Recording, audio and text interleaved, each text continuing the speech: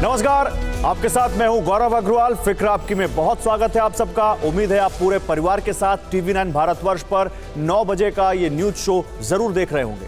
सबसे पहले इस वक्त की कुछ ब्रेकिंग न्यूज आपको दिखाते हैं खास आपके लिए। और बड़ी खबर है, प्रधानमंत्री पर अपमानजनक टिप्पणी के मामले में बीजेपी का एक्शन। पीयूष गोयल के साथ चुनाव आयोग से मिला है बीजेपी का एक डेलीगेशन। मल्लिकार्जुन खड़गे और उनके बेटे के खिलाफ कार्रवाई की मांग की है। एक और बड़ी खबर है, मोदी सरनेम केस से जुड़ी हुई बड़ी खबर। मोदी सरनेम केस में राहुल गांधी को गुजरात हाईकोर्ट से राहत नहीं मिली है। दोषी ठहराए जाने से रोक लगाने वाली याचिका पर फैसला सुरक्षित रख लिया है हाईकोर्ट ने। अब गर्मियों की छुट्टी के बाद कोर्ट खुलने पर फैसला सुनाया जाएगा। एक और बड़ी खबर 2024 के चुनाव से जुड़ी हुई। ममता बनर्जी ने इस पर बड़ा बयान दिया है। 2024 का चुनाव बदलाव का चुनाव होगा, यह कहा है पश्चिम बंगाल की सीएम ममता बनर्जी ने। ममता बोली, बीजेपी को हराने के लिए विपक्ष को साथ आना होगा। एक और बड़ी खबर, श्रीनगर में G20 बैठक से पहले सुरक्षा पर बड़ा मंथन हुआ है। एडीजीपी विजय कुमार की पुलिस अधिकारियों के संग मीटिंग हुई है।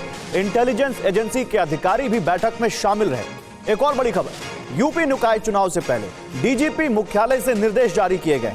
37 जिलों में 19,000 से ज्यादा सब इंस्पेक्टरों की तैनाती की गई है। पुलिस मुख्यालय पर चुनाव कंट्रोल रूम कड़ी मॉनिटरिंग कर रहा है।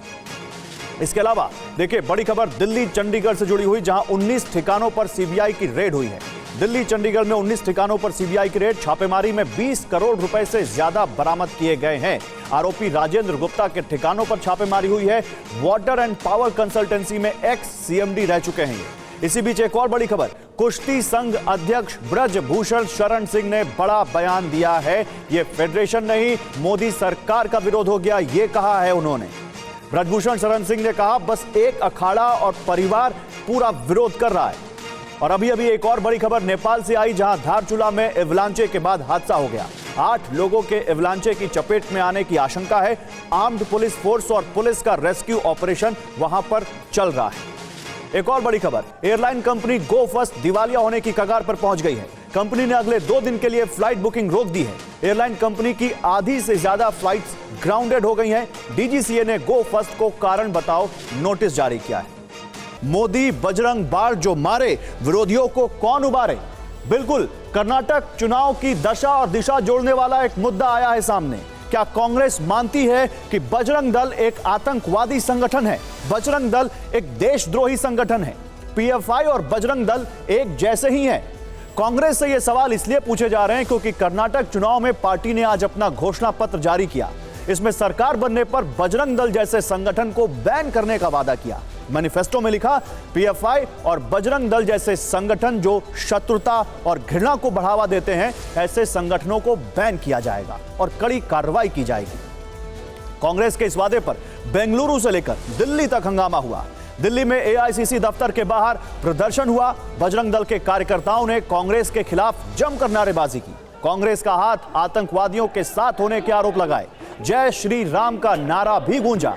कांग्रेस जब यह घोषणा पत्र जारी कर रही थी, तब प्रधानमंत्री नरेंद्र मोदी कर्नाटक में ही थे। विजयनगर की चुनावी रैली को संबोधित कर रहे थे। उन्होंने यहीं से कांग्रेस पर तीखा प्रहार किया। पहले श्री राम और अब बजरंग बली को ताले में बंद कर देने का आरोप लगाया। हनुमान जी की पवित्र भूमि को प्रणाम करने के लिए आया हो, उसी समय कांग्रेस पार्टी ने अपने मैनिफेस्टो में बजरंग बली को ताले में बंद करने का निर्णय किया है। पहले प्रभु श्री राम को ताले में बंद किया और अब जय बजरंग बली बोलने वालों को ताले में बंद करने का संकल्प लिया है। तो कांग्रेस ने बजरंग दल और पीएफआई को एक जैसा बता दिया। प्रधानमंत्री मोदी ने इसे मुद्दा बना दिया। बजरंग दल को बजरंग बली से जोड़ दिया और फिर जब बजरंग बली आए तो भगवान श्री राम का जिक्र भी आ गया। कांग्रेस इस बात का जवाब नहीं दे पाई कि क्या बजरंग दल पीएफआई की तरह एक आतंकी संगठन है? क्या बजरंग दल भी देशद्रोही संगठन है? बजरंग दल कार्यकर्ताओं पर हंगामा करने, खास लोगों को टारगेट करने के आरोप तो लगते रहे हैं। इसके बावजूद बजरंग दल और पीएफआई की तुलना नहीं की जा सकती। कर्नाटक के कांग्रेस का दोनों पर बैन लगाने का ऐलान पार्टी की कंफ्यूजन दिखाता है। क्या कांग्रेस कर्नाटक चुनाव में तात्कालिक फायदे के लिए लंबा राजनीतिक नुकसान कर रही है? हाल के वर्षों में राहुल और प्रियंका को अलग अलग मंदिर में देखा गया। सॉफ्ट हिंदुत्व की छवि बनाकर राहुल और प्रियंका हर वर्ग को जोड़ने की कोशिश करते दिखे। राहुल ने खुद को जनेऊधारी ब्राह्मण भी बताया। राहुल प्रियंका पर हिंदू विरोधी होने के आरोप लगाए गए तो उन्होंने मंदिर मंदिर जाकर पूजा करके यह साबित करना पड़ा कि वो हिंदू विरोधी नहीं है।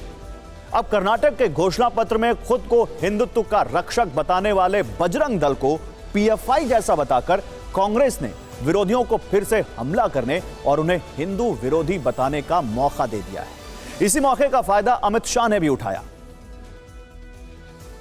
देखिए, कांग्रेस हमेशा अपीसमेंट की राजनीति कर रही है। उन्होंने भगवान श्री राम को भी ताले में बंद किया था, अब बजरंग के नाम से भी उनको तकलीफ है। मेरा मानना है कर्नाटक की जनता को उनको इसका जवाब देना पड़ेगा। और सवाल और भी हैं। सवाल है कि इसी साल होने वाले मध्य प्रदेश, राजस्थान, छत्तीसगढ़ और तेलंगाना के चुनाव में भी कांग्रेस बजरंग दल पर बैन लगाने का वादा करेगी। फिलहाल तो ऐसा लगता नहीं है। फिर यह भी समझना होगा कि कांग्रेस ने यह काम कर्नाटक में ही क्यों किया। तो इसे समझने के लिए आपको बीजेपी के संकल्प पत्र को देखना होगा और एक तीसरी पार्टी के वादे को भी जानना होगा जो कर्नाटक के हर चुनाव में खुद को किंग मेकर मानती रही है। बीजेपी ने एक दिन पहले कर्नाटक में प्रजाध्वनि नाम से संकल्प पत्र जारी किया और इसमें उन्होंने यूसीसी यूनिफॉर्म सिविल कोड लागू करने का वादा किया। तो कांग्रेस ने बजरंग दल पर बैन का वादा कर दिया इसी के जवाब में। साथ ही में मुस्लिम आरक्षण बहाली का वादा भी किया। जबकि जेडीएस की बात करें तो जेडीएस पहले ही यह वादा मुसलमानों से कर चुकी है, मुस्लिम आरक्षण बहाली का वादा। अब यह कह सकते हैं आप कि ये दोनों कांग्रेस ने वादे करके ध्रुवीकरण के मामले में बढ़त लेने की कोशिश भी की है और मुस्लिमों को आरक्षण बहाली का वादा वो भी कर चुकी है। कांग्रेस ने इसी के साथ पीएफआई पर बैन की वकालत की और ऐसा करके संदेश देने की कोशिश की कि उसकी नजर में बजरंग दल और पीएफआई दोनों संगठन एक जैसे ही हैं। लेकिन यह नजरिया बीजेपी के गले नहीं उतर रहा है। असम के सीएम हिमंता बिस्वा शर्मा ने कहा कि आज अगर जिन्ना जिंदा होते तो वो भी ऐसा घोषणा पत्र नहीं बनाते। आज जो कांग्रेस पार्टी ने मैनिफेस्टो रिलीज किया, ये लगता है कोई मुस्लिम लीग का मैनिफेस्टो है। उन्होंने बोला गो हत्या विरोधी कानून को खत्म कर दूंगा, मुस्लिम को रिजर्वेशन दूंगा, बजरंग दल को बैन करूंगा। भाई बाकी क्या रह गया? अगर जिन्ना जिंदा होता था, जिन्ना भी ऐसा मैनिफेस्टो नहीं देता था, इतना कम्युनल मैनिफेस्टो। और बीजेपी असल में यह आरोप इसलिए लगा रही है क्योंकि कर्नाटक में साल 2013 से लेकर 2018 के बीच जब सिद्धारमैया की सरकार थी तब एसडीपीआई और पीएफआई के लगभग 1600 कार्यकर्ताओं के खिलाफ 176 मामले वापस लेने का आदेश दिया गया था, जिनमें से अधिकांश निषेधात्मक आदेशों का उल्लंघन करने से जुड़े थे। और यही कांग्रेस अब 2023 के चुनाव में पीएफआई को कट्टर संस्था मान रही है।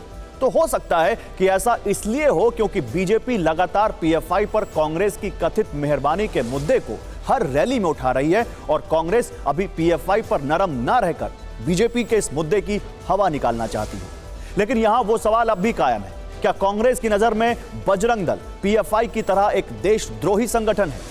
क्योंकि हिजाब विवाद में प्रदर्शन में पीएफआई की फंडिंग की बात सामने आई थी।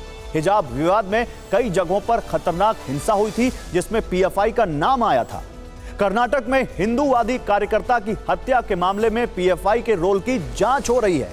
लेकिन बजरंग दल पर सबूतों या साक्ष्यों के आधार पर इस तरह के गंभीर आरोप नहीं लगे और देश के किसी हिस्से में अब तक बजरंग दल पर बैन लगाने की स्थिति भी नहीं आई है। आइए आपको कुछ यहां पर आंकड़ों के जरिए जानकारी देते हैं। 1984 में बने बजरंग दल का विस्तार 1993 से तेजी से हुआ। सभी राज्यों में बजरंग दल की इकाइयां बनी, लेकिन किसी को इसका कोई प्रमाण पत्र या पहचान पत्र नहीं दिया जाता है। इसका रजिस्ट्रेशन कहीं उपलब्ध नहीं है, यानी यह संस्था विचारों में दिखती है, कागजों में नहीं। वैसे पीएफआई और बजरंग दल के चरित्र को देखते हुए भी इस सवाल का जवाब ना में है। बजरंग दल की स्थापना 8 अक्टूबर 1984 को की गई, जबकि पीएफआई की स्थापना 22 नवंबर 2006 में की गई। बजरंग दल विश्व हिंदू परिषद का युवा चेहरा बना। संतों की धार्मिक यात्रा को सुरक्षा देना बजरंग दल के कार्यकर्ताओं का मुख्य काम था, जबकि सिमी में काम कर चुके लोग पीएफआई में शामिल हुए। बजरंग दल के कार्यकर्ताओं पर कई बार धार्मिक जुलूस में हिंसा के आरोप लगे, लेकिन संगठन के रूप में इस पर कोई बड़ा आरोप नहीं है।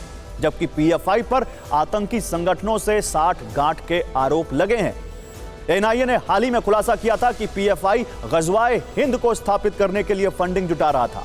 उसकी छापेमारी में कई देश विरोधी दस्तावेज मिले। पटना में पीएफआई के एक ठिकाने पर छापेमारी में इस्लामिक राष्ट्र बनाने की साजिशों के सबूत तक मिले थे, जिसके बाद पीएफआई पर बैन लगाया गया था। वैसे यह पहली बार नहीं है जब बजरंग दल को लेकर कांग्रेस का ऐसा नजरिया देखने को मिला है। आज से 31 साल पहले 31 ईयर्स अगो जब केंद्र में नरसिम्हा राव की सरकार थी और 1992 में बाबरी विध्वंस हुआ था, इसके ठीक 4 दिन बाद यानी 10 दिसंबर को केंद्र सरकार ने अंडर सेक्शन 3 के तहत आरएसएस के साथ बजरंग दल और वीएचपी यानी विश्व हिंदू परिषद पर भी प्रतिबंध लगाया था। इसके बाद पुलिस इंक्वायरी हुई, लेकिन जांच में भी सीधे तौर पर इन संगठनों के खिलाफ कुछ नहीं मिला और अंततः 4 जून 1993 को यह प्रतिबंध हटा लिया गया। लखनऊ में मैच के खत्म होने के बाद कोहली और गंभीर आपस में भिड़ गए। हाथ मिलाने के दौरान कोहली और नवीन उल हक के बीच कहासुनी हुई। विराट कोहली ने नवीन उल हक का हाथ झटक दिया। तभी गौतम गंभीर गुस्से में विराट की तरफ बढ़े। इसके बाद मैदान पर दोनों के बीच तकरार शुरू हो गई। बाद में साथी खिलाड़ियों ने दोनों का बीच बचाव किया। कोहली और विराट दोनों दिल्ली से आते हैं और दोनों ने एक साथ इंटरनेशनल क्रिकेट खेला है। इसके बावजूद दोनों के रिश्तों में ऐसी तल्खी होना कहीं से भी ठीक नहीं लगता। हालांकि इस झगड़े का खामियाजा तीनों खिलाड़ियों को उठाना पड़ा। विराट कोहली और गौतम गंभीर को लेवल 2 का दोषी माना गया। दोनों पर 100% मैच फीस का जुर्माना लगाया गया। वही गेंदबाज नवीन उल हक को लेवल 1 का दोषी मानते हुए 50% मैच फीस का जुर्माना उन पर लगाया गया। इसके बाद तो सोशल मीडिया पर यह वीडियो तेजी से वायरल होने लगा और लखनऊ से करीब 1800 किलोमीटर दूर कर्नाटक की सियासी पिच पर इस वीडियो के जरिए बैटिंग होने लग गई। और अब आपको वो दिखाते हैं। एक ट्विटर यूजर ने लिखा, बीजेपी का एक सांसद कन्नड़ गौरव विराट कोहली को धमका रहा है। कर्नाटक की जनता 13 मई को उन्हें सबक सिखाने के लिए तैयार है। एक और ट्विटर यूजर ने लिखा, भाजपा सांसद गौतम गंभीर द्वारा बेंगलोर के पूर्व कप्तान विराट कोहली से की गई अभद्रता, यह दुर्व्यवहार कहीं आगामी कर्नाटक विधानसभा चुनाव में भाजपा पर भारी ना पड़ जाए। यानी क्रिकेट मैच का यह दंगल धीरे धीरे सियासी रण में तब्दील होने लगा। सियासी रण अपनी जगह है, लेकिन माना जा रहा है कि 10 अप्रैल को आरसीबी पर लखनऊ की जीत के बाद गौतम गंभीर ने जश्न मनाते हुए मुंह पर उंगली रखकर चुप रहने का इशारा किया था। विराट कोहली ने लखनऊ में उसका ही बदला लिया। हालांकि इन दोनों के बीच झगड़ा कोई नई बात नहीं है, बल्कि दिल्ली से आने वाले इन दोनों धुरंधरों के झगड़ों के किस्से पुराने हैं। कोलकाता नाइट राइडर्स साल 2013 में जब खेल रही थी, उसके कप्तान रहते हुए गौतम गंभीर की विराट कोहली के साथ तीखी नोकझोंक हुई थी। दोनों के बीच हाथापाई की नौबत आ गई थी और प्लेयर्स को बीच बचाव करना पड़ा था। इसके बाद से दोनों एक दूसरे को पसंद नहीं करते। गौतम गंभीर कोहली के आलोचक के तौर पर गिने जाते। पिछले कुछ वक्त से दोनों के बीच रिश्ते खराब चल रहे। इसी मनमुटाव ने सोमवार को मैदान पर ही महाभारत की शक्ल अख्तियार कर ली। तो गंभीर और कोहली के झगड़े का यह वीडियो बताता है कि दोनों के बीच अब 36 का आंकड़ा है। लेकिन एक वक्त वो भी था जब 2009 में विराट ने श्रीलंका के खिलाफ शतक जड़ा था। इसी मैच में गौतम गंभीर ने 150 रनों की पारी खेली थी और उनको मैन ऑफ द मैच चुना गया था। पोस्ट मैच प्रेजेंटेशन में गौतम गंभीर को जब मैन ऑफ द मैच का अवार्ड दिया गया तो उन्होंने अपना अवार्ड विराट कोहली को सौंप दिया। तब से लेकर अब तक दोनों के रिश्ते 180 डिग्री पर टर्न कर चुके हैं और लगता है कि दोनों एक दूसरे को देखना भी नहीं चाहते।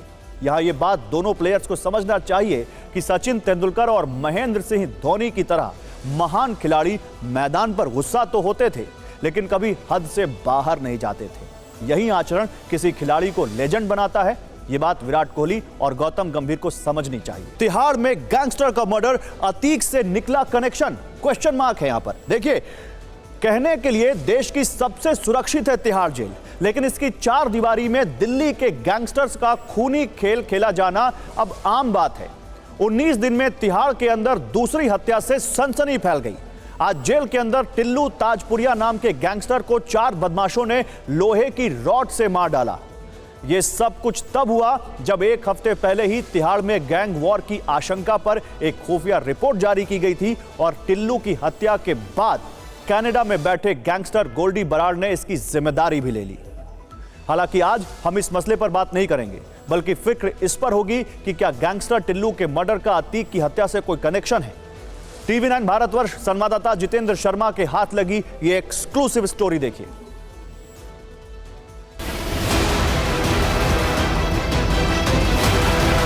तिहाड़ जेल में गैंगस्टर टिल्लू तेजपुरिया की हत्या के पीछे गैंगस्टर जितेंद्र गोगी के राइट हैंड रोहित मोई का नाम सामने आ रहा है। रोहित मोई इसी जेल में बंद है। तिहाड़ में टिल्लू की हत्या लोहे के रॉड से भले की गई, लेकिन गोगी गैंग ने बहुत पहले ऑटोमेटिक पिस्टल से उसके मर्डर का प्लान बनाया था।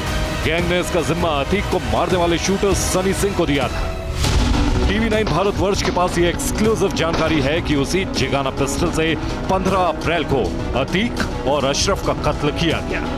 SIT के सूत्रों ने बताया था कि अतीक और अशरफ को मारने वाले तीनों आरोपी काफी समय से गैंगस्टर लॉरेंस बिश्नोई को फॉलो कर रहे थे। शूटरों से पूछताछ के बाद पता चला कि गैंगस्टर जितेंद्र गोगोई ने ही शूटर सनी को हमीरपुर से बुलाकर जिगाना पिस्टल दी थी और दिल्ली के कोर्ट में दुश्मन टिल्लू तेजपुरिया को मारने को कहा था। सनी को पत्रकार बनकर हत्या करने का आइडिया भी 2 साल पहले गैंगस्टर जितेंद्र गोगी ने दिया था। जितेंद्र गोगी का यह प्लान तब धरा का धरा रह गया था। वो तेजपुरिया को अपने रास्ते से नहीं हटा पाया था। उल्टा तेजपुरिया ने साल 2021 में रोहिणी कोर्ट में गोगी की हत्या करवा दी थी।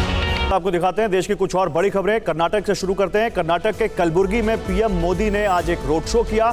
रोड शो के दौरान प्रधानमंत्री नरेंद्र मोदी ने कुछ बच्चों से वहां मुलाकात की। बच्चों के साथ मस्ती भी करते नजर आए PM मोदी। अतीक अशरफ हत्याकांड के बाद पहली बार प्रयागराज पहुंचे मुख्यमंत्री योगी आदित्यनाथ। जनसभा को संबोधित करते हुए कहा, प्रयागराज में कुछ लोगों ने अन्याय किया, प्रकृति ने सबके साथ न्याय किया। मोदी साहब ने मानहानि केस में फिलहाल राहुल गांधी को राहत नहीं मिली है। गुजरात हाईकोर्ट का अंतरिम संरक्षण देने से इनकार। कोर्ट ने फैसला सुरक्षित रख लिया है। गर्मी की छुट्टी के बाद फैसला सुनाया जाएगा। सहारनपुर में अखिलेश यादव का रोड शो में हजारों की संख्या में लोग पहुंचे। निकाय चुनाव में समाजवादी पार्टी के प्रत्याशियों के लिए उन्होंने वोट मांगे। दिल्ली के शराब घोटाला मामले में आम आदमी पार्टी के सांसद राघव चड्ढा का भी नाम आया है। ईडी ने अपनी दूसरी सप्लीमेंट्री चार्जशीट में राघव चड्ढा के नाम का जिक्र किया। राघव चड्ढा का बयान, कहा यह सब आम आदमी पार्टी को खत्म करने की साजिश है। केंद्रीय मंत्री अनुराग ठाकुर ने दिल्ली के CM अरविंद केजरीवाल पर निशाना साधा। कहा कांग्रेस भ्रष्टाचार की जननी है, लेकिन आपने तो उसे भी पछाड़ दिया। केदारनाथ में बर्फबारी जारी है। खराब मौसम की वजह से केदारनाथ जाने वाले श्रद्धालुओं का रजिस्ट्रेशन कल तक के लिए रोका गया है। प्रशासन ने दिल की बीमारी या सांस की बीमारी वाले लोगों से सावधानी बरतने की अपील की है। सूडान में फंसे भारतीयों के लिए ऑपरेशन कावेरी जारी है। भारतीयों का 18वां जत्था रवाना। सूडान से 135 भारतीयों को लेकर C-130J विमान उड़ा। और नेपाल के धारचूला में भीषण हिमस्खलन हुआ है। हिमस्खलन में 8 लोगों के लापता होने की खबर है। तलाशी अभियान जारी है।